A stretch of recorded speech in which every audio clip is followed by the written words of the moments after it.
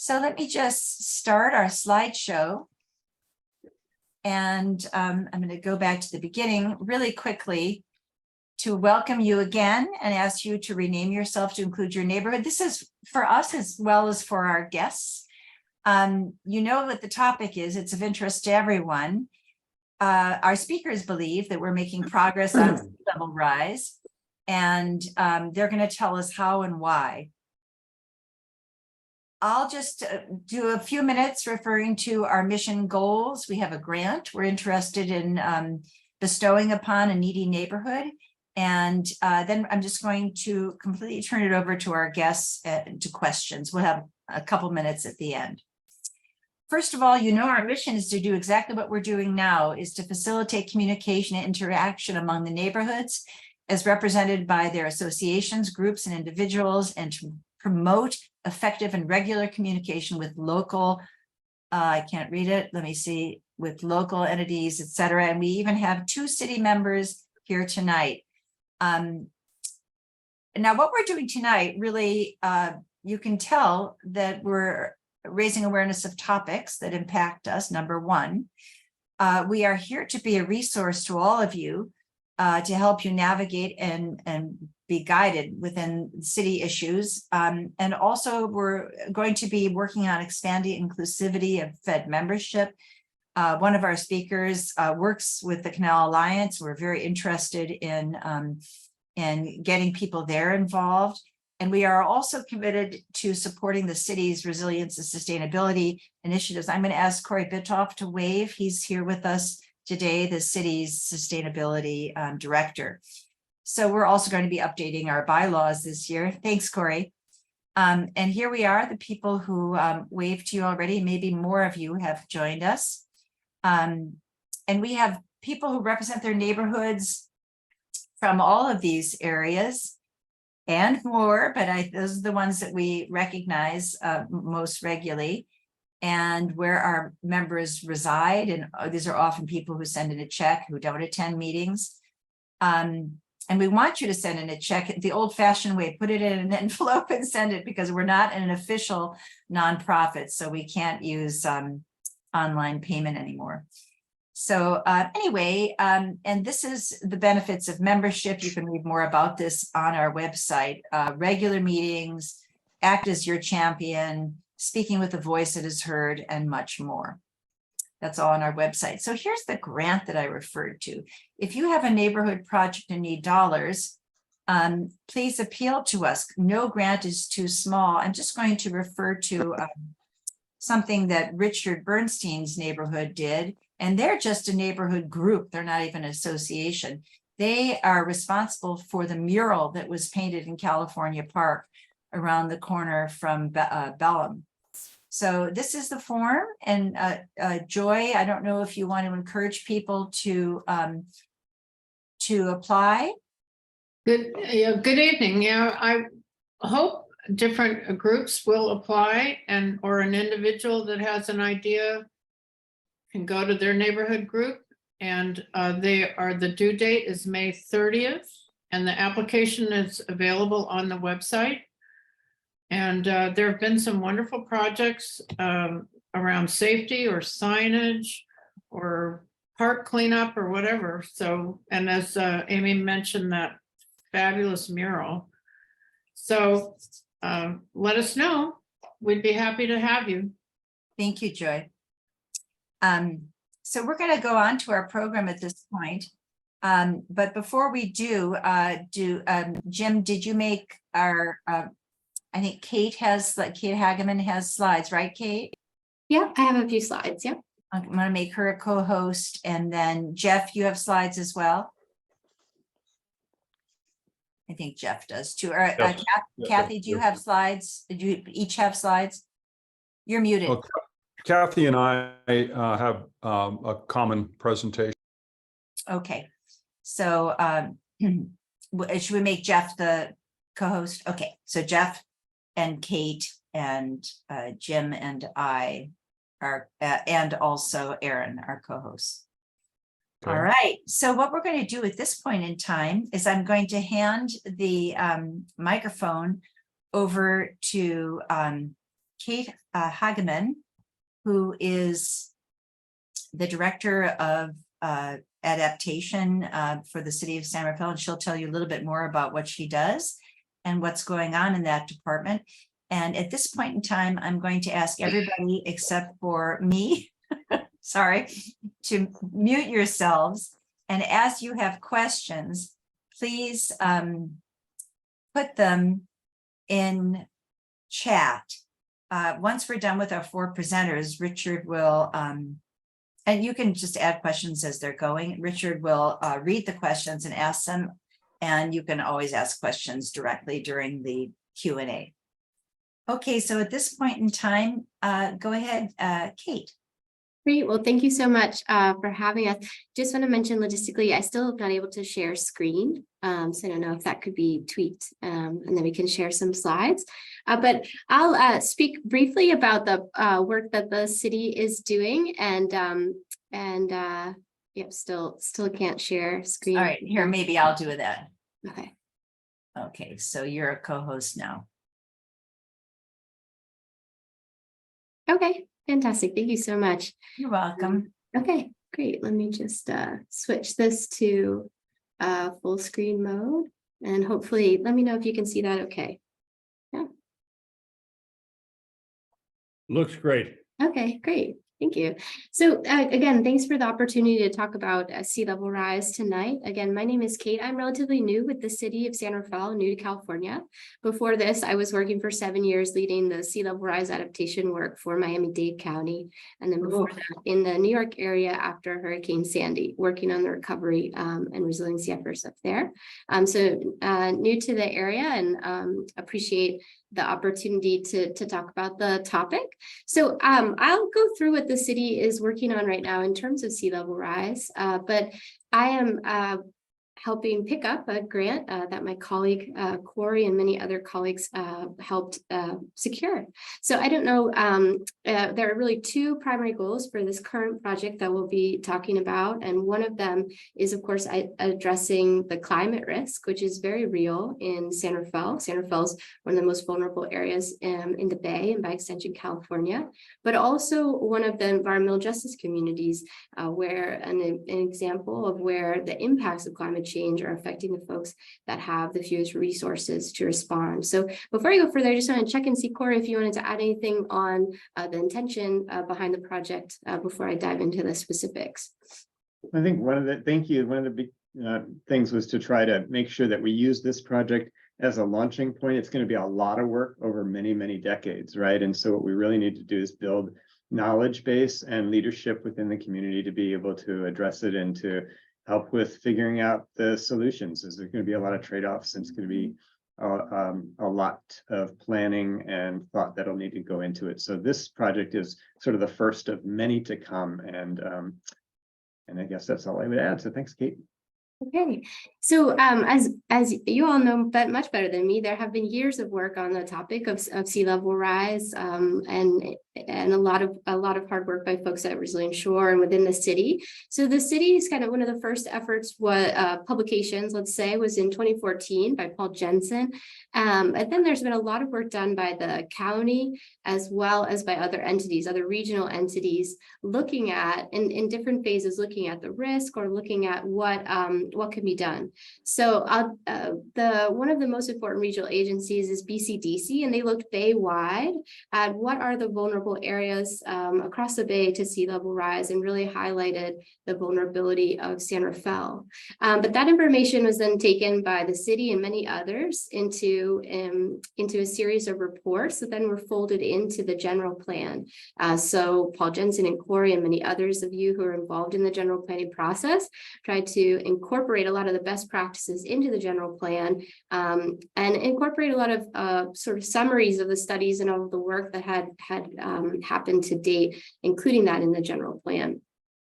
But the big takeaway from all of these multiple studies is, again, that San Rafael is one of the most vulnerable areas to the bay, in the bay, to relatively small amounts of sea level rise. A lot of times sea level rise can feel like something that is coming decades in the future. It's something that's 2100 we talk about, but really for a community like San Rafael, it's really something that you can feel now, but especially in the next 10, 20, 30 years. And of course, one of the priorities of this project is safety and thinking about the residents and the many thousands of people that live in the areas that are affected.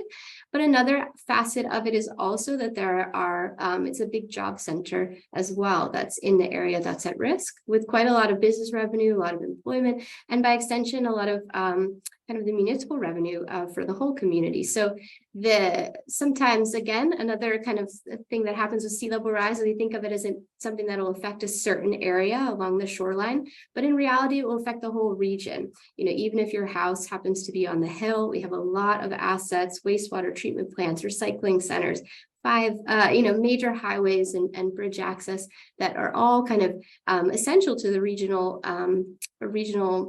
economy and regional life that are threatened by sea level rise. So one of the reasons why San Rafael tends to come up on the top of the list as a vulnerable areas, because a lot of the land behind the shoreline is actually lower than the bay during the highest tides. So the ground elevation is actually lower than the water when we had the highest tides this winter. So these areas that you see in light blue here, including the highway, Bret Hart, and areas back into downtown, are actually at a lower elevation than the bay. And that's in part because as the development unfolded over the last several decades, the ground that used to be wetlands has actually subsided slightly or sunk a little bit over time as that ground dried out or as the muds consolidated. And because of the legacy of building on top of wetlands and mud, the ground in East San Rafael is still sinking. And it's true in other places as well. You can see where you see these orange and red dots, the ground is sinking very slightly. But San Rafael is one of those communities that's still experiencing that. And as I mentioned, that's in part because of the legacy of building sometimes on fill that was structurally engineered and really calculated how quickly is it going to subside. But sometimes the fill was a little bit more informal across the bay. Like this picture here is showing you the area that's now Target, and that was a landfill with some more informal fill, I would say, and that has settled more over time. But this is a picture of East San Rafael in the 64. And you might, if you notice, you might still be able to see some of the meandering creeks of the wetlands underneath the straight street grid. And so that kind of history, landscape history, that foundation of the city is one of the reasons why it's vulnerable to climate change. But even though the land is lower than the bay at certain times during the high tides, you don't see massive flooding like this winter, fortunately, in part because they have a stormwater system that helps move water out, but in part because the bay, the salt water, doesn't have a path into the city. The path in a lot of places is blocked by a levee. And in some cases, it's blocked by something that's a little bit more informal. Like you can see in this picture, a little bit more of a do-it-yourself speed bump, keeping the water out. So part of the project that we'll be looking at is, ideally for an urban area where you have thousands of people living, you'd have a more formal, more engineered, a little safer buffer between an urban area and the ocean. So fortunately, to Corey and many others for the foresight to put this collaborative together, that we have the city and our partners, Canal Alliance, Multicultural Center Marin, and the County of Marin Public Works are working together to look at, well, what are some of the opportunities, what are some of the options to respond to this challenge of sea level rise? So you have two funding sources from the Coastal Conservancy and the Marin Community Foundation to explore that. So the current grant has a few subtasks, and I won't really go into them in detail, but if anyone is curious, we can share the work plan or talk about them in more detail. But big picture, it's a longer term grant. So we just started in October last year and will go until March 2025. And the four main components are focused on training and capacity building for on the topics of sea level rise, but also on equitable community engagement. A lot of the resources of the grant are dedicated towards community education and engagement, and Aaron and his colleagues are really spearheading that. Another facet of the project is looking at, well, what are the feasible options that we have to respond to sea level rise? What are some of the options? What are some of their pros, some of the cons, costs, and exploring that, not to choose a right answer, because there's no right answer. It's all a question of choice, but to explore them and to get a better understanding in conversation with the community about what some of the choices are and what sort of path the community would like to pursue to respond to sea level rise. And then trying to wrap up those findings into existing plans, trying to make sure those recommendations or low-hanging fruit get implemented as part of the project. And I know that I have spoken a lot, so if anyone is interested in the details, we can talk offline. But I wanted to just make sure to pause and say that there are a lot of opportunities to get involved. So one opportunity to get involved is if you live or work in the affected area. We're right now recruiting for members of the steering committee to serve, and that would be a really active role over a sustained period of time. Similarly, if you have subject matter expertise, or if you have a friend or a neighbor or spouse or someone who has subject matter expertise and is keen to participate, we also have the opportunity to participate in a technical advisory committee that would also be involved kind of throughout the course of the project. If you just would like to kind of be kept in the loop, of course, that's also welcome. And so we can have an email list and kind of keep you in the loop as the project unfolds. And as you get a little bit further down the road, we'll have a lot of community events or opportunities to participate in workshops or things like that to be more involved. So if you would like to learn more, just reach out to me, or you can go directly to the Multicultural Center Marin's website to learn more about the steering committee, but I'll share the link in the chat. So I'll pass the baton over to my colleague, Erin, from the Canal Alliance, and then we can have time for questions and things at the end. Thanks, Kate. And as everyone can see from that presentation, there's a good reason why Canal Alliance and Multicultural Center of Marin are very excited to be partnering with the city on this project. Canal Alliance, well, I guess let me start with myself. I'm Aaron Burnett. I'm the Director of Policy and Civic Engagement at Canal Alliance. I've been the director for about a year now. Before that, I spent 3 years as an immigration attorney, staff attorney at Canal Alliance. Grew up out in Inverness and Tokoloma, if anyone's heard of that place, and then left for many years before coming back to contribute to the place I call home. For those of you who don't know about Canal Alliance, it's the same age as I am. Been around in one iteration or another for 40 years now. And we are a champion of immigrants, an unapologetic advocate for the Latino immigrant community in San Rafael, Marin County, and beyond. What we try to do through our mission is create transformational change in the lives of the community. So we don't act as a charity organization. We really are intent on breaking the generational cycle of poverty. So providing that educational and economic mobility that's necessary to do that. One of the ways that we encourage this is through civic engagement, and that's where I come in. So in this partnership with the city of San Rafael, we're partnering with Multicultural Center of Marin to do the community engagement aspects of this project and to really close the knowledge gap that exists with the historically underserved community and oftentimes monolingual Spanish-speaking community of the Canal, in order to be able to do true community engagement that doesn't just do a survey asking people who have no idea what sea level rise is for their input, but actually getting that informed reaction to the survey at the end of the process. So can you go to the next slide, Kate? So the reason that it's really important from an equity standpoint to be partnering with Canal Alliance and Multicultural Center Marin is that the community I serve doesn't have the same access to amazing organizations like the Fed to advocate for their, not their rights, but for their interests. And we do that as an organization. But what we've realized over the several last decades is that this paternalistic approach to advocacy doesn't always mirror what the community's true desires are.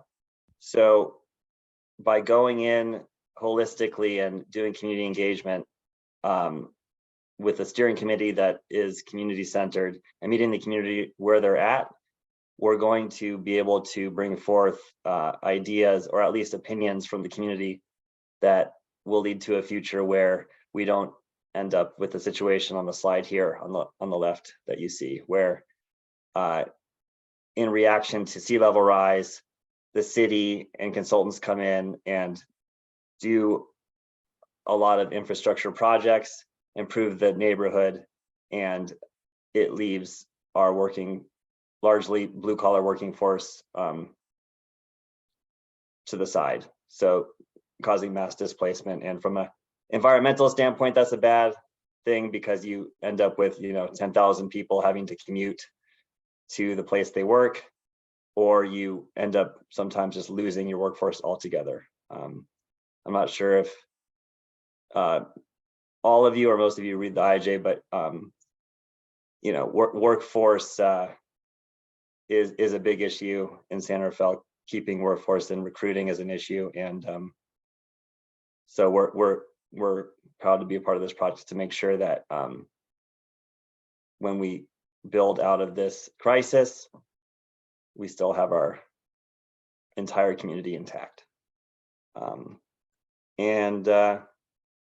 Because I'm just talking about the community engagement aspects, I will leave it open for questions at that point. Thank you. So if you would stop sharing at this point, Kate, we had talked about Jeff and Kathy going straight into it so that we don't run out of time at the end and having the Q&A at the very end. So if that's okay with everybody, write your question in chat now so that Richard can see them, and we'll take all the questions at the end. Okay, Jeff, are you ready to share?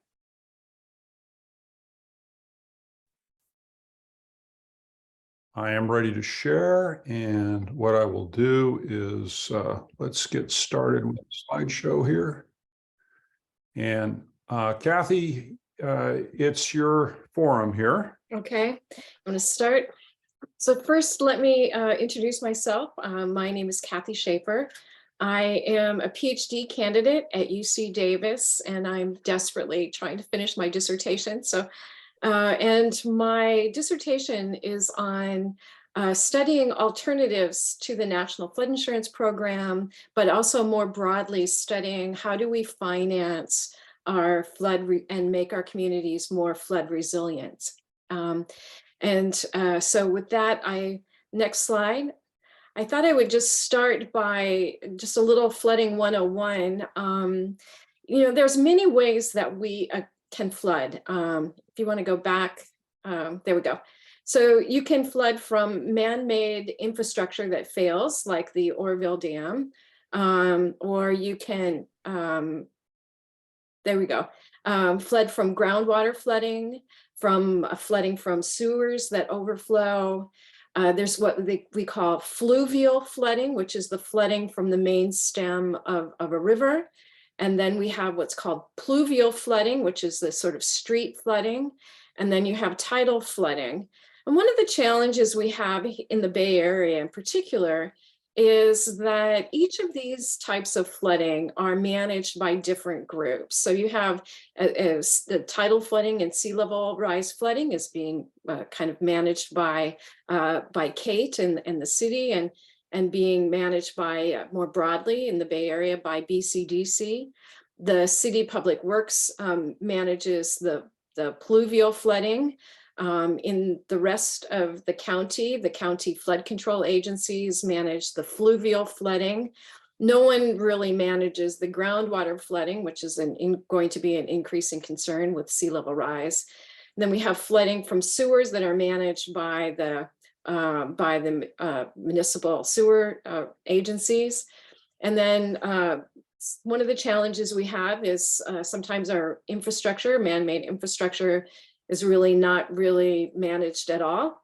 And so, you know, these all present a challenge. And one of the things I would recommend to all of you is that you sort of think about the fact that you have multiple sources of flooding, and that one of the things you may want to think about going forward is to have some sort of agency that helps you manage them all together in one sort of cohesive way.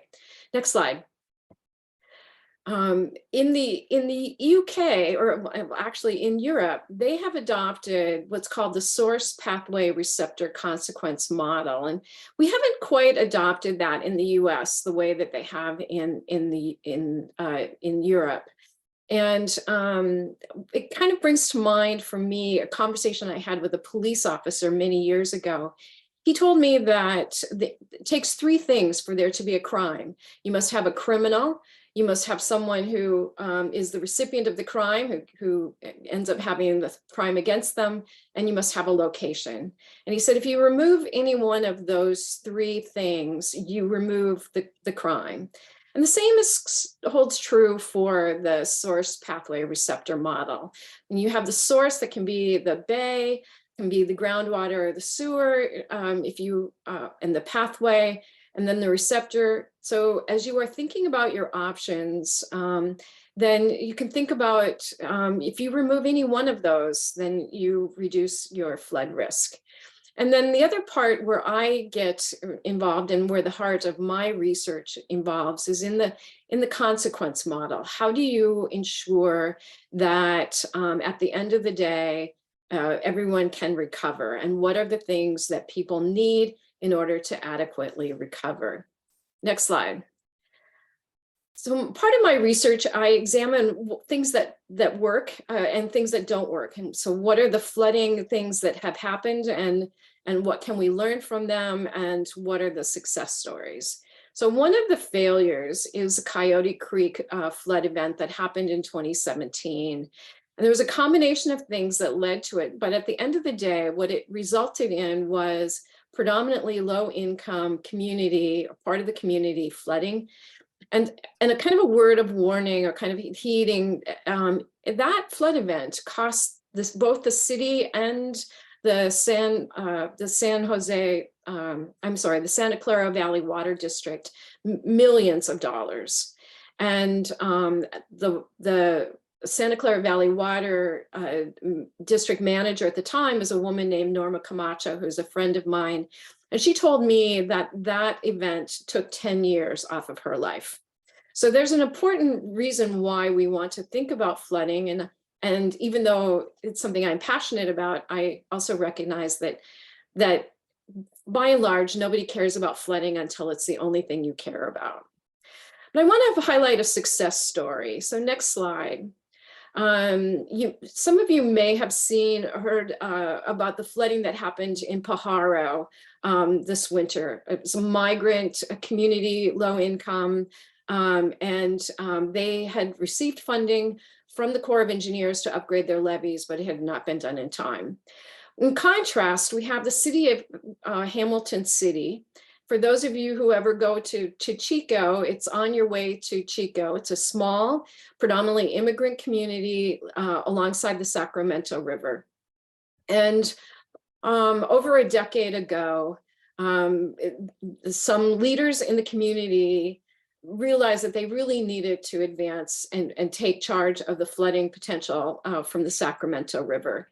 And so they reached out to the Corps of Engineers, and the Corps of Engineers basically said that it was not in the economic interest of the United States to really enhance it and build them a levee.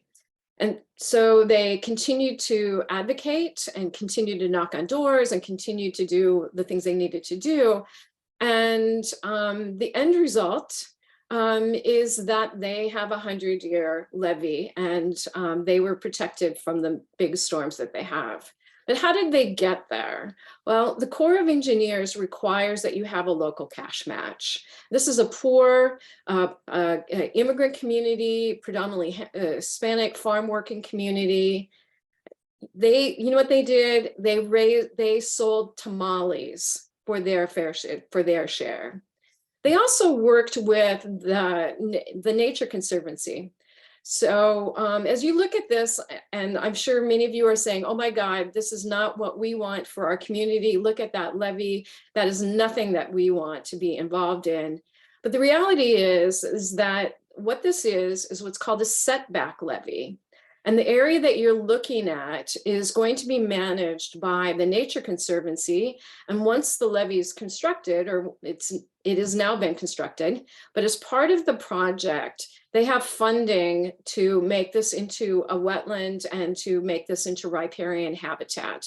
So in a few years, this will be a very lush and very green habitat. And it was done as part of the arrangement with the Corps of Engineers, and it was because there was habitat restoration and habitat benefits that they were able to make the numbers work out, and they were able to get the Corps on board and helping to fund this effort. So this was a combination of funding from the Corps, from the state, and from dedicated community members who sold tamales for their share. Next slide. So as you think about how are you going to finance the efforts that you are going to need to protect your shoreline, to increase your capacity for fluvial flooding, which we know is going to happen because we're going to get more intense rainfall, and we're going to have groundwater. So how are you going to manage all of that? And right now we have, I just saw the other day that there's something like $14 million worth of pilot projects that are going on around the Marin shoreline that are sponsored by the Marin Foundation, which is awesome. And that's a great start. But the reality is, at the end of the day, if you are going to make any meaningful and long-term measures to protect your community from flooding, you are going to have to get the Corps of Engineers involved. That is the way that the federal government funnels large amounts of money to local entities. And just to put it in perspective, the city and county of Sacramento have received almost $5 billion for their levee infrastructure and their flood control measures. The Bay Area, the entire Bay Area, a recent study by BCDC showed that it was something like 200 million that we have received. So one of the questions is, how is it that Sacramento was able to get $5 billion to meet their needs and the Bay Area does not? I would my quip is that going forward in 2030, the peaches and plums of the Central Valley will have a higher level of protection than the apples and Googles of Silicon Valley. And why is that? Well, one of the things is that every year, the Chamber of Commerce in the Central Valley and in the Sacramento, they send an entourage to Washington, D.C. In fact, they are, I think, getting on a plane as we speak. And they prepare all year to make their case. They go and they meet with the officials at the Corps, with FEMA. As a FEMA employee, I could always count on getting a FEMA headquarters call saying, what do we need to tell these people? So it's part of what they do. And so I'm just kind of suggesting that it takes a concerted effort, and it takes a very long effort. And I wanted to just highlight this timeline that I just kind of a random one I picked off the internet, but it shows that it takes decades to get some of these projects done. And so one of the other messages, or one of the things I have recommendations, is that you're going to need to build a coalition that can withstand or can be together for decades. So you're going to want to groom leaders in your community and a coalition of neighborhoods that are willing to like yourselves that are willing to advocate for this, for these improvements. And it's going to be a very long, long journey. So with that, I will turn it over to Jeff for his, I just wanted to also say that I'm kind of building on that. One of the things you want to also think about is, that you're already doing is the role of placemaking and flood control. They all need to sort of work together. So Jeff, with that, I'll turn it over to you. Thank you, Kathy. And one other thing I wanted to mention is that the situation that occurred in San Jose in 2017 was extremely traumatic for the local community. You can imagine what would happen if you as an immigrant who rely on your automobile find that you now no longer have an automobile. And this sort of thing can happen to us in the canal. And it really points out the need to be concerned about and address the issue of what happens after a flood and how can we respond to that. And it's really essential for our community because we don't want our people to be displaced. We want them to be able to be safe. And so it's really critical that we address these issues straight away. Now, a bit about Resilient Shore. Kathy and I and our colleagues started this project in 2015. We were personally involved in addressing sea level rise in San Rafael and other locations for a number of years before that. My background is in the planning, design, and building of cities. So I really am very interested in how we make our city better. And I see this issue as not just an issue of addressing risk, but also how is it we can leverage this activity, not just to address risk and sea level rise, but to really contribute to what is already an exceptional shore and which a lot of our citizens don't really even know exists. San Rafael shoreline and foreshore is quite exceptional. There really are only a few other communities in the Bay Area that really have such a wonderful and varied shoreline. Places like San Francisco, Richmond, and perhaps Vallejo have the most varied shorelines along the bay. And what's really interesting about our shore is that we have this varied topography that meets the bay, and it creates a tremendous variety of conditions along the shore. And we have tremendous resources. We have China Camp, we have the Canal, and we have the East San Rafael Shore, which is an urban natural boundary. We also have in San Rafael the Galenas and Miller Creek estuaries, wetlands, and working lands. And we have Point San Pedro, which includes McNear's Beach, the Brickyard Beach, and the historic resources of the Brickyard itself. So we really are in this very, very special place, something that is of tremendous value to our community and to people who work here and visit here. And this is something that I think we can really consider as a leverage to motivate people to be involved in the shore and address these issues of sea level rise. So let's talk a bit about what we've accomplished already that are really quite exceptional things. And these, of course, have occurred over the last few decades. But one of the first things that was done was creating the Starkweather Park and restored wetlands along the East San Rafael shoreline, the acquisition of lands at China Camp, rather than urbanization of all of Point San Pedro. Instead, we end up with this tremendous public resource. And there are other things that are more recent, like the Loch Lomond Jetty, which is now probably the most actively used portion of the shoreline today.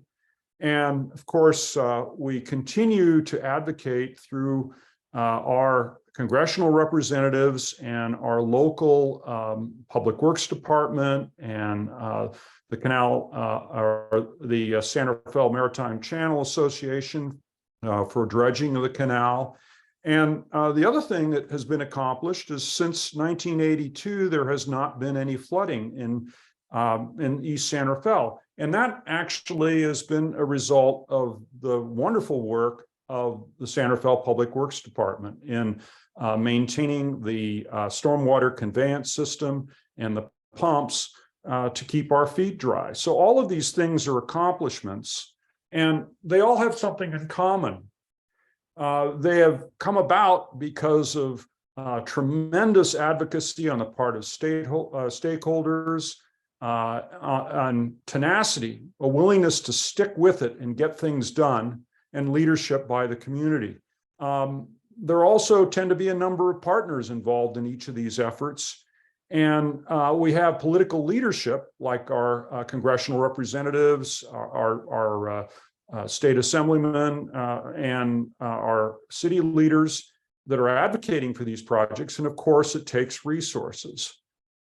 So let's touch bases. Now, Kate's done a fabulous job really kind of laying out what the risk is, but I wanted to show this exhibit that was prepared by one of our colleagues, Stuart Siegel.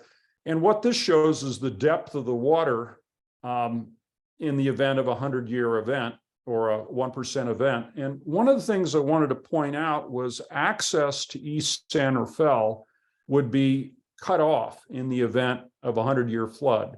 And in each of these cases, the water could be up to 6 feet deep. And basically what this means is 25,000 of our, approximately a quarter of our residents and a substantial amount, over 60% of our business activity would be affected by this event, and you wouldn't be able to get in or out. And you'll also notice, as Kate showed in her presentation, that key regional transportation infrastructure would be inundated in places as a result of this event. So, and this exhibit also by Stuart shows that it's a little bit different than the Adapting to Rising Tides exhibit, but it shows that the areas in red would actually be overtopped in a 1% or 100-year storm. The areas in blue would not meet FEMA requirements for freeboard. That is the height of the levee above the water. There needs to be a minimum height. And the areas in green wouldn't be inundated in a 100-year event, or wouldn't be overtopped in a 100-year event. And basically what this shows is that as a result of having the canal extend well up into the center of the city, it extends the risk of maritime flooding all the way into the heart of our city. So this is the reality that we face. Now, there's also been things that now Kate has pointed out in her presentation, these things that have been completed over the last few years. And the thing that at the top of the list is a San Rafael general plan, which lays out policy and action to address the threat of flooding and sea level rise, among other things. And that basically is the enabling document that allows staff to go forward and address these threats and work with the community, seek funding to prepare a shore and watershed adaptation plan. The Adapting to Rising Tides Adaptation Atlas is a fairly good inventory of the kind of assets at risk. However, it's sort of a 2,000 or a 20,000 foot view. Obviously they didn't have the resources to do a more fine-grained study, but it's very helpful. So we have also Corey and his team has done a great job attracting resources. And also the city has set aside the budget to bring on an adaptation planner, Kate. And between the grants and the city funding, we have approximately $820,000 to begin this project. And we also have an OBAG grant to initiate land planning for the canal in East San Rafael. And these two things should go on simultaneously. One of the things that I'd like to point out, though, is that the funding that is currently available really focuses on the disadvantaged community, on increasing local leadership and capacity and education. And this is really something that we very much need.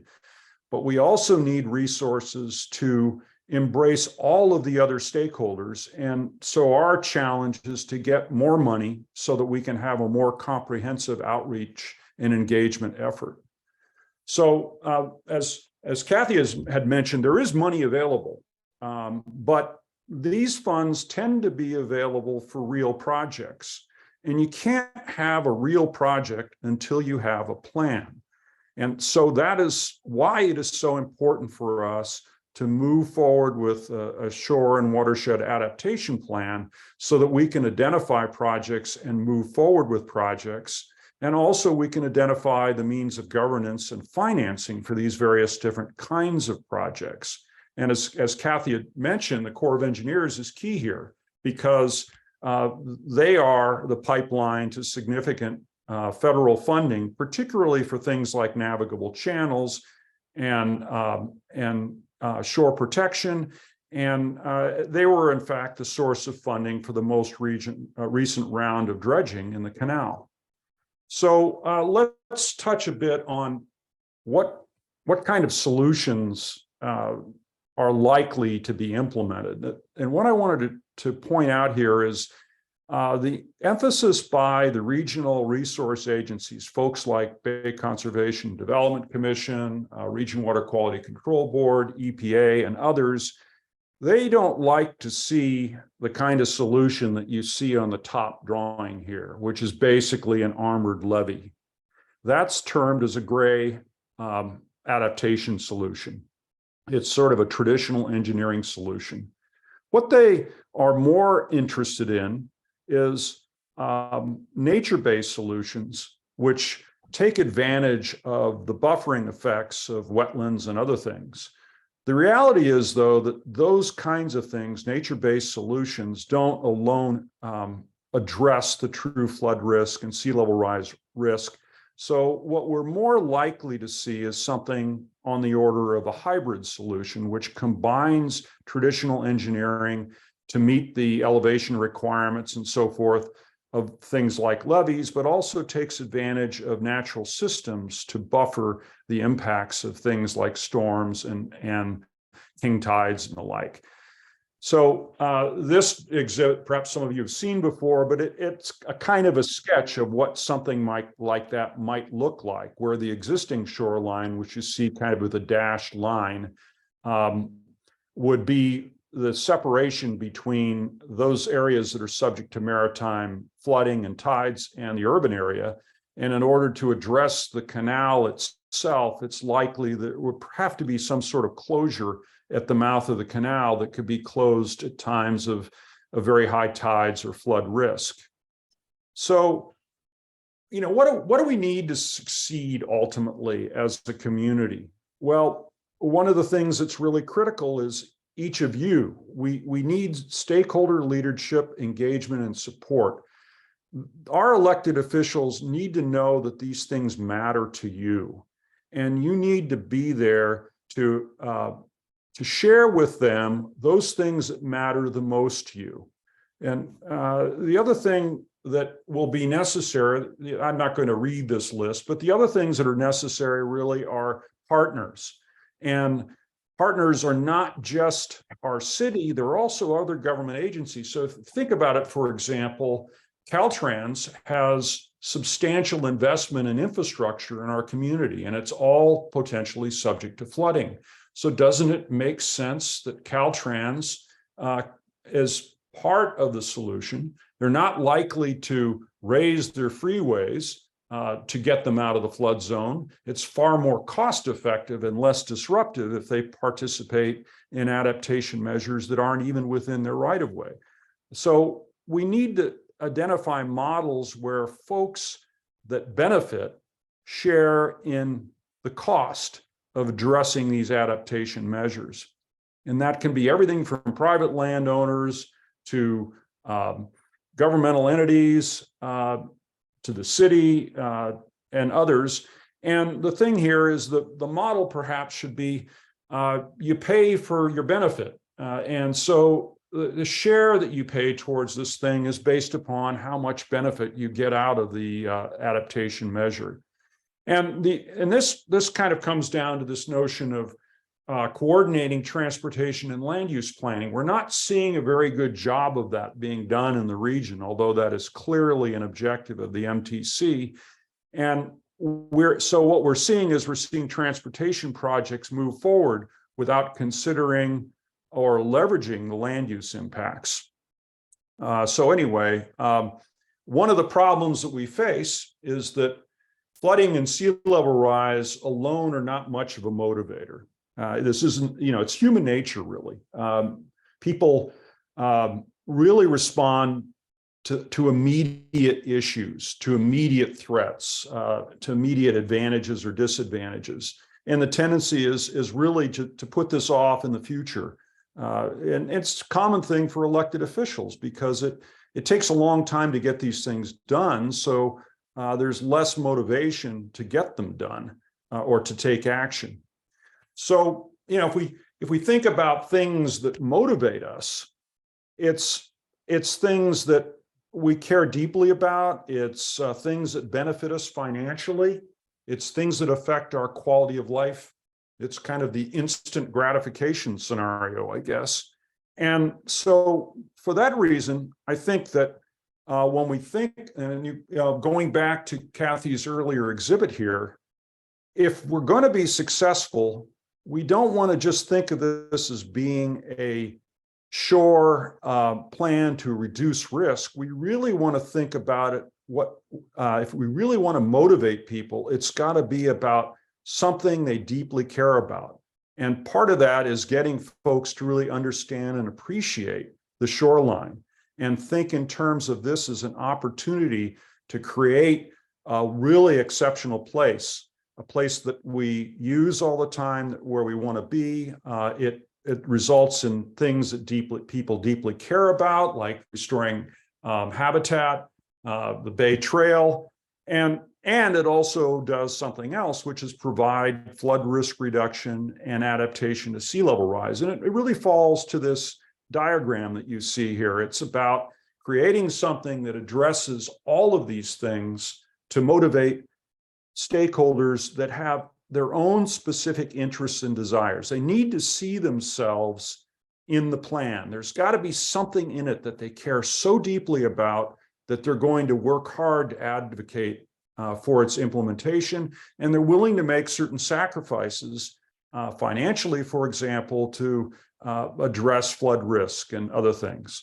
So sort of to bring closure to this, we can continue to use we can continue to benefit from your support, and we see ourselves as a partner, a community-based organization partner to help get these things done. And the kinds of things that you can do is you can get on our email list so we can inform you of events and activities and what's going on. You can tell us what you really care about, and we can also use your financial help. And in the meantime, there are other things that are active right now that are important. One of which is the 101-580 Direct Connector project. And currently, as the project is designed, it is really not addressing access to East San Rafael and the Canal neighborhood. In our opinion, it really should. And this really speaks to the greater issue about really being more comprehensive in a planning effort rather than just looking at a ramp from 101 North to 580 East. And our elected officials need to hear from you to let them know you care about that. With respect to the adaptation planning process, we need to really jump up and help Kate and Corey move forward with the plan. Sign up for the steering committee, sign up for the technical advisory committee. And with that, our contact information is on the bottom there. if you want to reach out to us. And I guess what I can do now is stand down and Stop sharing. stop And sharing. what we're going to do before, thank you so much to all four of you. Before we either turn this into a panel discussion, and Corey, of course, is welcome to join that, or if there are questions that people would like to ask, that would be great as well. So Jeff, if you could stop sharing your screen, and we'll come back to this view. It's really extraordinary what the four of you have done. What's in the hopper, what's in the works with the city now, and this large grant that you've received is very impressive. Kate, you obviously know what you're doing, even though you're new to the job. You're thinking both macro and micro, and we have a committed Canal Alliance. So thank you, Aaron, for the community engagement part. And then Resilient Shore is a local partner. Thank you both for really this kind of a global view of how to prepare our very special, I agree with you, I think we all agree with you, shoreline, so that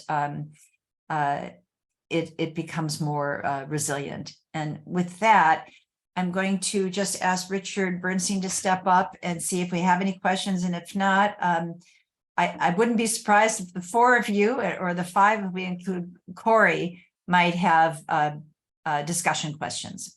Go ahead, Richard, you're in charge now. You're muted.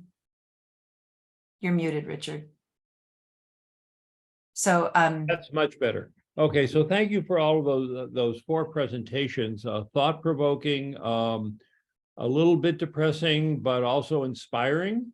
My favorite part was Hamilton City selling tamales for their portion of the cash that they had to pony up to get matching funds. I thought that was a pretty impressive and wonderful approach.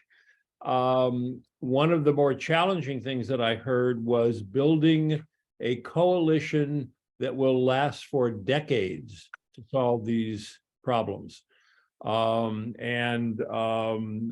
some of the things that you said in terms of human nature, kicking the can down the road is not immediate. We have more immediate needs that may attract people, as opposed to something that's going to take 20 or 30 years to do.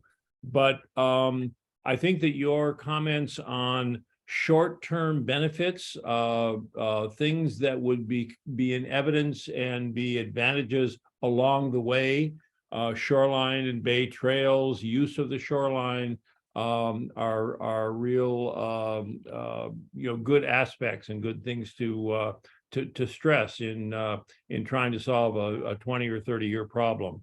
So we do have some questions that have come in chat. Bonnie, hey Bonnie, happy birthday! You sure know how to celebrate, and thank you for joining us on your birthday today. So Bonnie says this question is mainly for Jeff. What areas do you mean to include when you talk about East San Rafael? Specifically, do you include the Point San Pedro Road Peninsula? What areas are included in the $800,000 Canal East San Rafael grant? Well, I think that Kate and Corey are best equipped to answer that directly, but I know that in the project description, the intent is to ultimately do an adaptation plan for what is termed the San Rafael OLU, or Operational Landscape Unit, which is defined in the Adaptation Atlas by BCDC, and it runs from Point San Quentin to Point San Pedro. However, my understanding is the resources are really kind of limited, and the focus is going to have to be much narrower at this point. Presumably, future tasks that are funded will enable this, the scope to be expanded. But in my thinking, Bonnie, we're really looking at everything from the Dutra property all the way to the Richmond-San Rafael Bridge, but the decision ultimately is going to be made by the lead agency, which is the city. I'd be happy to add that what Jeff described is right, in that looking at these landscape units, or looking at kind of this physical boundary, kind of a watershed boundary in a sense, and looking at that as a share, that's a shared space. There are a lot of advantages to looking at it in that kind of spatial context. And then for the grant funds that we have in hand right now, there's an emphasis on ensuring that the engagement and the outreach to the census tracts in the canal, to make sure that that is as robust as it needs to be in order to meet people where they are. And our colleague also from the Multicultural Center in Marin, Jorge, is also joined if anyone has any questions as well. So recognizing that, as some folks alluded to, the people who could be most impacted by a flood or something going wrong, something breaking, may not even know that the land is lower than the bay. So there's quite a big gap there in terms of awareness, and also on the public sector side, also a gap in terms of putting materials in Spanish in a relatable, accessible way. I can speak, firsthand as a government employee. Sometimes we put things out in jargon or in language that's not, the most accessible. So you have an obligation first and foremost to make sure that everybody's kind of has the information that they need, and then so that we can all, as Aaron alluded to, participate in a really robust community conversation about different options and different paths forward dealing with this kind of long-term challenge. But I don't know if Corey, Jorge, or Aaron or others want to add on to that. Sure, I'd love to just add a couple of quick things. One is just for a broader scope of the project.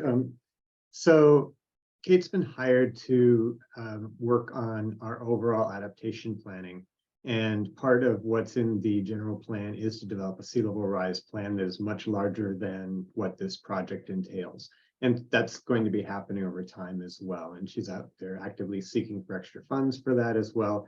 This project is a very specific equity-based project, but the project study area is the whole canal reach. It's the larger canal area, including north of the canal, south of the canal, and down through the San Rafael working group. And so we plan on engaging everybody in the process. So it's not even the priority engagement area is the disadvantaged census tracts, but then the other piece of it is to engage the larger whole community as well. And the steering committee will include folks from different areas. So I just want to be clear about that. I'm sorry, I'm still not clear. So the Sure. East San Rafael Working Group is what is now kind of the southeast part of San Rafael. There's a lot of folks that think of East San Rafael as north of that. So it's Yes. confusing. So Yes. is the focus on the southeast quadrant of San Rafael, and are you reaching out beyond that, or is that the focus? I'm just trying to get clarified. Sometimes when people say East San Rafael, they mean anything east of 101. Sometimes they mean, sometimes they include Spinnaker and Bay Point. Sometimes they don't. And so I'm not clear when people talk about East San Rafael, what the heck they're saying. And I'm trying to get some clarity. Absolutely. And I was actually going to suggest that Kate show the study area map, because that's way more clear than anybody describing anything. So I think that would be really helpful at some point. But it does include, that's why I said north of the canal. It does include along San Pedro Road as well. So the project study area is the larger area. How far out? Because sometimes it's not clear. I was trying to look at that map to see. Okay. Go ahead and share how far east on. Are you saying Point San Pedro Road? Yeah, I'll try and pull up the map and so everybody can look, but also, all the way to the point. I'd also just mention, though, that it's important to think also the areas of Bret Harte and Woodland, Gerstle Park even. A lot of those areas are lower than the bay right now. They are dry generally because we have a stormwater system that's been working really well. But long-term, a sea level rise also includes areas that are west of 101, especially along the creeks that we have. So just to mention that as well, that's also part of the area. Are you gonna share? Yeah, we're gonna share that map again. Yeah, it'll just give me 1 minute though, because I just need to look through my folders just for a second. Okay, thanks. Meantime, I'll add one other thing just in terms of this one project scope. And again, this is one piece of the project. Right. So I know Jeff was covering stuff that was partially about that specific project, but also giving an overview of a larger issue that goes beyond the scope of that. So I was trying to, figure out what's within the scope of this and what's within the bigger, area of interest that he was discussing. So that, Yeah, exactly. And so I just wanted to sense, fill in one more gap, I think that hasn't been discussed yet in terms of the $800,000, this one project. And that was, it's also very much focused on that sea level rise technical guidance study that was referenced in the general plan. And that technical guidance study done by ESA laid out some of the early things that they felt like really needed to be studied. And so rather than going straight to solutions, some things that you really need to study, including that idea of a tide gate or levees and things like that. And then this also includes looking for every nature-based solution that could possibly be in this constrained area. So those are 3 areas of focus for the grant as well. So we've been talking a lot about the engagement and all that, but I just want people to know that it's also really following the process of the general plan and the things that came out of it, and the general plan process that had a lot of community input that was really laying out step by step the next things to do. And so that was the intent of seeking the grant as well. Okay, great, thank you. And Kate, while you're continuing to look through your Yeah, folders, let's well, I don't know if you can look and talk at the same time. I think I can, yeah. But there was a question from somebody in Spinnaker Point, and basically asking, what is your job description? What is it that, in 25 words or less, if that's possible? What is it that you are getting paid to do? Yeah, so I think that one of the primary things on my plate is to make sure that we complete this grant successfully. So overseeing this grant, hiring the consultant that will be working on it, overseeing and coordinating the partners. But as Corey alluded to, also looking at adaptation more broadly. So I should mention that because someone asked a question about it. So my background kind of professionally is on adaptation, sea level rise adaptation, coastal adaptation, and kind of the water aspect of that. Obviously, we're out in California, and there are other pieces of the puzzle as well. Obviously, wildfire and things like that. That's a little bit out of my realm in terms of background, but it's all sort of very interrelated. The other thing I would mention too with San Rafael is that we also want to, as other folks alluded to, as you think about climate change and how to adapt to climate change, want to think about the other factors that are really relevant to the community in the short term. So we think transportation, housing, and being in California, there's a risk of an earthquake and kind of other resilience challenges like that should be ideally part of the recommendations and of the actions that move forward. So kind of trying to think about climate adaptation as one piece of a puzzle, but that needs to be sort of braided in with other community priorities that'll be evolving over the next few years, if that makes sense. Gotcha, that does make sense. Thank you. And, a question for our group of experts, and again, thank you for joining us tonight. But as Kate said, taking a step back, excuse me, how will this planning for the environmental hazards of sea level rise be considered within the broader context of water resilience, including planning for drought as an environmental hazard and the need for integrating green infrastructure? So sea level rise, is part of the issue, but when you talk about water, people are thinking about drought, people are thinking about building. Where does it fit this where does sea level rise fit into the broader picture in your minds? I could maybe just kick it off, but others chime in. So I'd mention that as Kathy pointed out very well, a lot of the times in the past, water has been managed by different agencies. That's still the case. But one of the things that we try and do with a project like this is try and break down some of those silos and as much as you can kind of coordinate across agencies. So One of the things we saw this winter, of course, you can get rains at the same time that we have high tides. As you think about the different adaptation options that are available to the city, some of those will require quite a lot of pumping of stormwater, for example. Others would require less. You know, in terms of the environmental impact and the cost, it's typically advantageous to try and pump as little as possible. And there are a lot of ways to do that with green infrastructure or capturing rainwater, holding rainwater, storing rainwater, or infiltrating it before it kind of flows downstream and gets collected by the stormwater pumps. So I think that there's great momentum here and elsewhere to try and kind of shift some of the paradigm of stormwater management to look for those opportunities to have an ecological benefit of that water as it flows through the city, and support other goals, and also lessen the strain on the stormwater system. I mentioned that the city is also moving forward with a stormwater master plan. Our colleagues in Public Works are leading that. So we'll try and coordinate those efforts with the stormwater master planning process too. One other piece of the puzzle that hasn't been talked about yet, but that will be part of, I would say, the long-term adaptation planning, is that sea level rise, groundwater rise, and flooding in general can really stress some of our underground infrastructure. So that can include sewer, water, or other conduits or things that are below ground.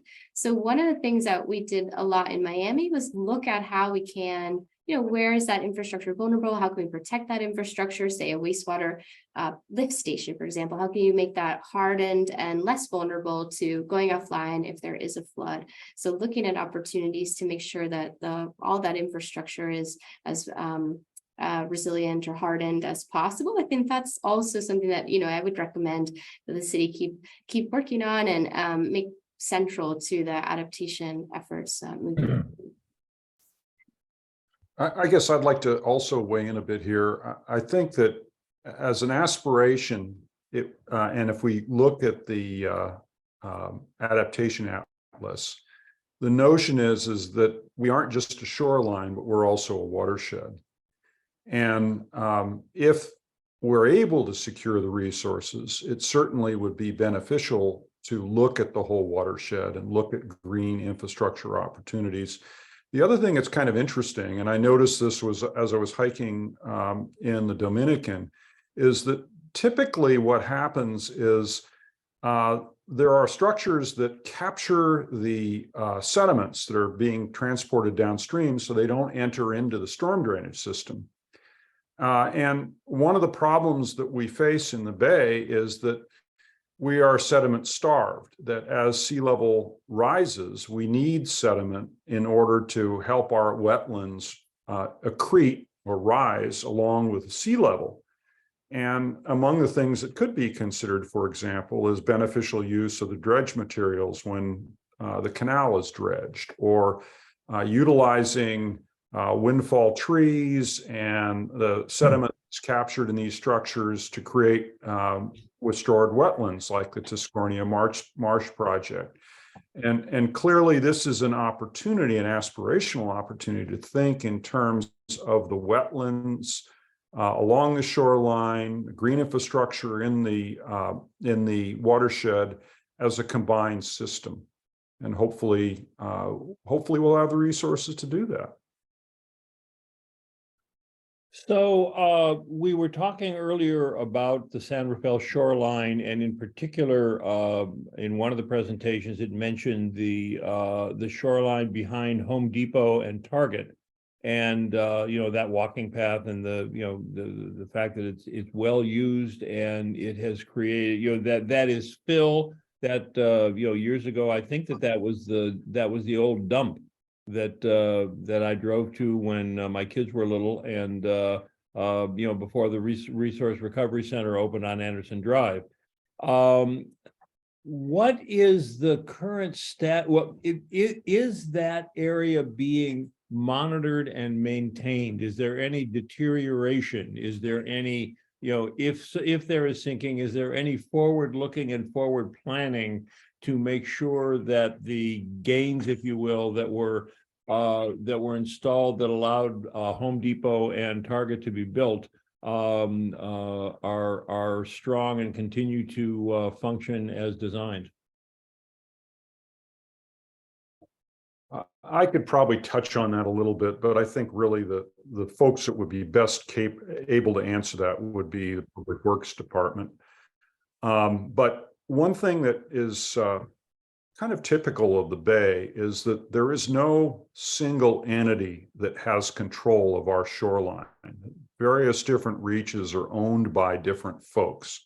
So for example, the office building to the south of Target and Home Depot, that's a separate ownership, and that's probably the most amenitized stretch of the Bay Trail there is. And then there's the area next to the canalways, which is kind of an informal berm that isn't constructed to any engineering standard, and that's owned by the Canalways Limited Partnership. So unfortunately, there's no one that really has control of that whole reach. There's different pieces that are different associations, different private landowners, the city. And so that's one of the challenges, is the fact that, you know, it's not uniformly held and it's not uniformly maintained at present. And If I could just add really quickly, I think that one of the things that's important to keep in mind too is that other places around the world that live below sea level, like the Netherlands or New Orleans, typically have a flood protection entity that has engineered the control structures, designed the control structures, and then is legally responsible for maintaining and inspecting them. So that is, you know, kind of the standard that one would want to shoot for if you have an urban area that's lower than the ocean, you know. So that is, I think, a key piece of the puzzle for any solution, regardless of what it looks like, is to make sure that you have the structures in place, as you're saying, to make sure that over time that gets revisited and kept up. That's hard. It's not a San Rafael problem by any means. It's not unique to San Rafael. It's a thing that it happens again and again across the US. But that's something that I think is important to keep in mind for any adaptation option that's pursued. yeah, so I think that you raise a great point, and that is that any solution that we implement is locally implemented and locally administered. And I think that the challenge of getting these separate entities together and viewing with you know, with a uniform approach will be critical going forward to, you know, because if one piece deteriorates, then all the other successful pieces almost don't make a difference if you know, if one of them breaches. So on that note, Amy, and wanting to respect your agenda, I'm going to turn it back to you. Thank you, everyone. Well, thank you, Richard. I actually wanted to ask a question. Please. So, I mean, I think you said it, Kate. I think you just, you know, laid out one of the critical issues that all 4 of your presentations spoke to. You know, how is it? All right, I know you've got this grant, and it's congratulations to the city, congratulations to Multicultural Center and Canal Alliance. I mean, this is fabulous. And we know you have your plans. So that's exciting as well. We know we have a problem, but maybe this goes to Corey. Is there any chance at all that these puzzle pieces could be sewn together so that one entity could ever, you know, could look at it and protect it, so we wouldn't have to waste so much time, each one of our organizations, to maintain its lack of vulnerability to flooding? If you don't mind, I'd like to just take a quick jump into this. Okay, hey, Corey, you're next. Go ahead, Catherine. So this is a problem that is that I see happening across California. It frequently happens in our rural communities that are unincorporated. And I'm not saying that this is the answer, but I am suggesting that there is perhaps one thing to consider, and that is either what's called a geologic hazard abatement district, or more recently, there's a climate abatement district. the law has been enacted that allows for these abatement districts. And in my mind, one of the advantages to them is that you can draw the boundaries however you need to draw them. So they could follow a watershed, and they open up the door, I think, to having a more unified approach. Again, it's not the only answer, but I would like to just kind of put it as a placeholder as you have these discussions. It may be something for you to think about. Sausalito, for example, just passed a motion on their city council to think about establishing one for Sausalito. In their instance, they're more focused on having it manage their landslide risk, but it certainly could be an option. Thank you. Corey. Yeah, thank you. That we're actually looking into that too. They're called climate resilient districts, and that's one of the many things that we're looking at. And I will say that actually, I really appreciate Kathy and Jeff and Kate's perspectives on this, because I don't have nearly the knowledge. I'm more focused on the climate mitigation piece, or the greenhouse gas mitigation piece. So that's why we made sure to invest in making sure we had somebody that was dedicated to this, because for all the studies and all the work that we've done, it's just obvious that if we didn't have somebody dedicated to this, we were going to continue to piecemeal, and we needed to really come up with something comprehensive. And so that's what we hope to get to. And these are the types of things that we'll be studying, looking at, and getting community input on, and making sure we touch base with you all about, and, you know, really trying to get the best minds to look at it and help us figure it out. So That's great to hear. And Corey and Kate, just so you know, without me polling everyone here, I think that there would be general agreement that there should be a unified approach to protecting our shorelands, our shores, our city, instead of having to go so piecemeal. But please, let's all keep in touch about this. And Corey and Kate, as you in the city, start studying ways of implementing, obviously, your grant, but how do you protect these low-lying areas? I did not know that we're below sea level. Think about that. That's pretty terrifying. The people in the canal are below sea level, but then you also mentioned Bret Harte, and you mentioned even further, maybe parts of Bristol Park because of the creeks. So yeah, I do think a unified with the watershed and also with the shores, a unified approach would be good for all. And with that, I would like to, yes, go ahead, Kate. I apologize, it took me the whole time, but I was just going to pull up the map in case folks wanted to see the study area, and also maybe just make a gentle plug that if you live in any of these areas or work or have interest, please do consider applying to the steering committee so that you can be involved in the process over time. So just a gentle plug to stay involved if you're interested. I'm glad you found that, Kate. Now, could you and Jeff both share your slideshows with us? Obviously, this is, I don't remember was that slide in your slideshow? No, but I can. Maybe Are you looking for people within the red or within the black? That's a big difference. I mean, to engage, to it's volunteer. actually the third. It's actually a third. So the area within the blue, but it's a little bit of a buffer as well. So the intention is to have folks that have that are in areas that could be impacted. That does include like Bret Harte, Woodland, the North Side, Montecito, Loch Lomond, other places like that. But you can see that the bulk of the area that's going to be most directly affected by sea level rise is the south end of the canal and mostly east of the highway. The red outlines the census tracts where we'll have most of the effort, kind of staff effort aimed at engagement. So where we'll be trying to go the extra mile to make sure that the residents who live there are getting the information and aware of what's happening. Bonnie, did you have your question answered? Yeah, I think that was really helpful, the map and clarifying the areas that you're seeking input from. And that, so there's two things. One is the grant area, which is more, which is a different designation, right? Just to clarify on that. What was called here is the primary engagement area. So meaning where extra resources are being spent to make sure that the engagement meets residents where they are. Okay, thank you for clarifying that. So before you share your slideshow with me, Kate, could you insert that slide? And then once we have that, then we'll perhaps share it separately. We'll have your slideshows, both of yours, on this recording.